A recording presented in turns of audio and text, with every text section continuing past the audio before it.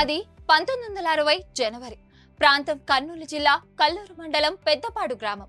ఢిల్లీ నుంచి వచ్చిన హస్తంపాటి పెద్దలతో కలిసి నాటి ఏపీ కాంగ్రెస్ యువ నాయకుడిగా ఉన్న చక్రపాణి ఓ ఇంటికి వెళ్లారు. గ్రామ పొలిమేరలో ఉన్న పూరిపాక అది.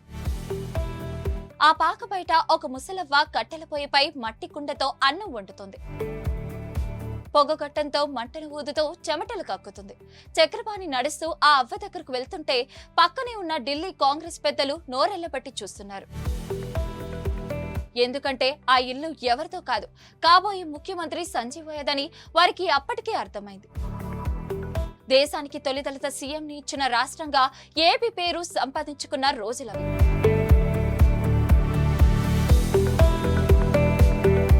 పెద్దపాడులోని ఓ దళిత కుటుంబంలో ఫిబ్రవరి 14, 1921న దామోదరం సంజీవయ్య జన్మించారు. జనవరి 10, 1960లో సంజీవయ్య ఏపీకి తొలి దళిత ముఖ్యమంత్రిగా బాధ్యతలు చేపట్టారు. అప్పటి నుంచి ఇప్పటి వరకు మరో దళిత సీఎం ఏపీకి సేవలు అందించలేదు.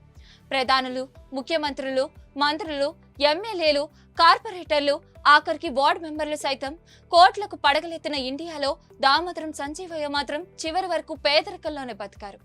ప్రజాప్రతినిధిగా ఆయనకు వచ్చిన జీతం తప్ప మరో ఆదాయం లేదు. భారత్లో 18వ లోక్సభకు మంత్రివర్గం కొలువు తీరిన వేళ అంతా రీచెస్ట్ ఎంపీల గురించి, ధనిక మంత్రుల గురించి మాట్లాడుకుంటున్నారు. ఇదే సమయంలో ఓ వర్గానికి మాత్రం కడ వరకు పేదవాడిగా మిగిలిపోయిన దామోదరం సంజీవయ్య గుర్తుకు వస్తున్నారు.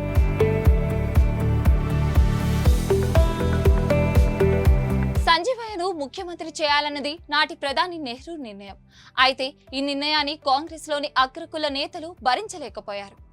సంజీవయ్యకు వ్యతిరేకంగా నెహ్రూకు ఫిర్యాదుల మీద ఫిర్యాదులు చేశారు.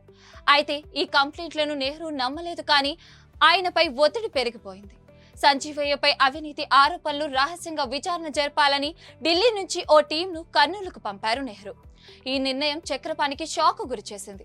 అయినా ప్రధాని ఆదేశాలు కావడంతో చివరకు ఢిల్లీ పెద్దలను తీసుకొని సంజీవయ్య ఇంటికి వెళ్లగా అక్కడున్న పరిస్థితులు చూసి హస్తం నేతలు కంగు తిన్నారు. ఏమాత్రం ఆస్తిపాస్తులు లేని సంజీవయ్యపై అగ్రకులాలు ఇన్ని ఆరోపణలు చేశాయా అని తమ తప్పును తెలుసుకున్నారు.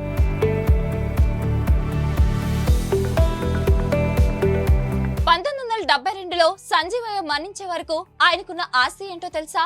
కేవలం బట్టలు, భోజనం చేసేందుకు ఒక ప్లేటు, గ్లాసు మాత్రమే. నెహ్రూ, లాల్ బహదూర్ శాస్త్రి మంత్రివర్గాల్లో కేంద్ర కార్మిక శాఖ మంత్రిగా పనిచేసిన సంజీవయ్య కార్మిక లోకం కోసం ఎంతో కృషి చేశారు. పార్లమెంట్లో బోనస్ చట్టాన్ని ప్రవేశపెట్టి దేశవ్యాప్తంగా ఉన్న కార్మికుల ప్రయోజనాలు రక్షించారు. ఇక ఈఎస్ఐ చట్టంలో కుటుంబం అనే పదాన్ని చేర్చారు. అంతేకాదు, మహిళా కార్మికుల తల్లిదండ్రులు కూడా పరిధిలోకి చేర్పించారు సంజీవయ్య.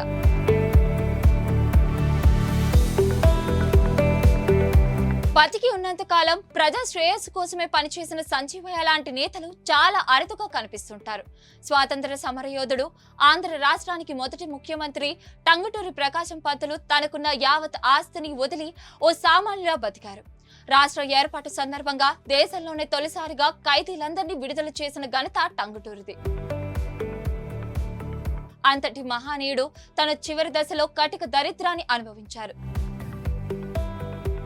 తనను సాలువాతో సత్కరిస్తే, ఈ సాలువ నాకెందుకురా, ఆ డబ్బుతో అరటిపళ్ళు కొనిస్తే ఓ పూట గడిచేది కదా అని తన అనుచరులతో అన్నారంటే ఆయన పరిస్థితి ఎలా ఉండేదో అర్థం చేసుకోవచ్చు. ఇలా టంగుటూరి, సంజీవ లాంటి నేతలు చాలా అరుదుగా ఉంటారు. అందరిలో ఒకరిగా కనిపిస్తారు.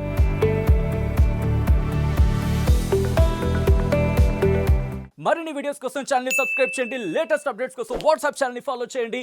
అండ్ లింక్ డిస్క్రిప్షన్ లో ఉంది.